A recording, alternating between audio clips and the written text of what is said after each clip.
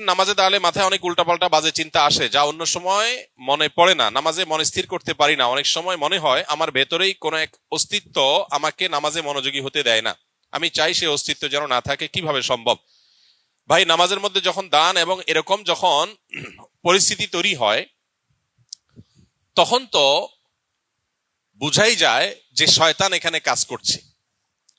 অন্য কোনো সময় মনের ভিতরে এত ওয়াসওয়াসা আসে না, অন্য কোনো কাজের প্রতি এত অনীহা আসে না, নামাজে কেন আসে? তাহলে বুঝতে হবে যে এখানে শয়তান অ্যাক্টিভ হয়ে গেছে। একজন ইমানদার এই ধরনের পরিস্থিতিতে আল্লাহর প্রতি ঈমান তার আরো বেড়ে যাবে। এক সাহাবী এসে জিজ্ঞাসা করেছিলেন, ইয়া রাসূলুল্লাহ, আল্লাহ সম্পর্কে আমার মনের মধ্যে বাজে চিন্তা আসে, আমার পেরেশান হয়। তখন নবী করিম সাল্লাল্লাহু আলাইহি ওয়াসাল্লাম বলেছেন, যাকা নাফসুল ঈমান, এটাই তো ঈমান।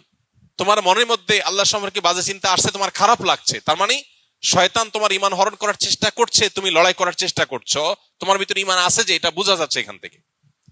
তো নামাজের মধ্যে বাজে চিন্তা আসাটা, কোরআন যে প্রতি পাতায় পাতায় শয়তানের অস্তিত্বের ব্যাপারে আমাদেরকে সতর্ক করেছে। আল্লাহ যে বলেছেন আমাদেরকে যে ফাত্তাখিযুহু আদুওয়া, শয়তান তোমাদের শত্রু, তাকে শত্রু হিসাবে গ্রহণ করো। আল্লাহ যে বলেছেন আদু মুবিন, সুস্পষ্ট শত্রু, যার শত্রুতা আমরা অনুভব করতে পারি, নামাজে দাঁড়ালে টের পাই যে সে অ্যাক্টিভ হয়ে গেছে, কাজ শুরু করে দিস। তাহলে আল্লাহর প্রতি ঈমান আরো বেড়ে যাবে এবং শত্রুতা থেকে বাঁচার জন্য আল্লাহর কাছে আশ্রয় আরো বেশি মনে মনে কামনা করব।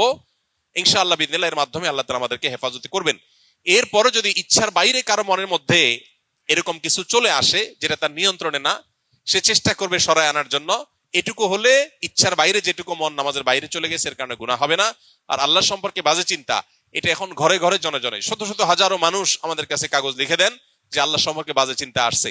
যে পরিমাণ শিরক হয়, যে পরিমাণ শয়তান অ্যাক্টিভ হওয়ার মতো কার্যক্রম আমাদের সমাজের চতুর্পাশে হতে থাকে, এর দ্বারা আমরা প্রভাবিত হই, যার ফলশ্রুতিতে আমাদের ঈমান হরণ করবার প্রতিনিয়ত চেষ্টা করে শয়তান এবং তার দোসররা। এই জন্য আল্লাহ তাআলার কাছে পানা চাইতে হবে। বিশেষ করে এই ধরনের চিন্তা যখন আসে, নবী সাল্লাল্লাহু আলাইহি ওয়াসাল্লাম শিখিয়েছেন বাম দিকে 3 বার প্রতীকী থুতু।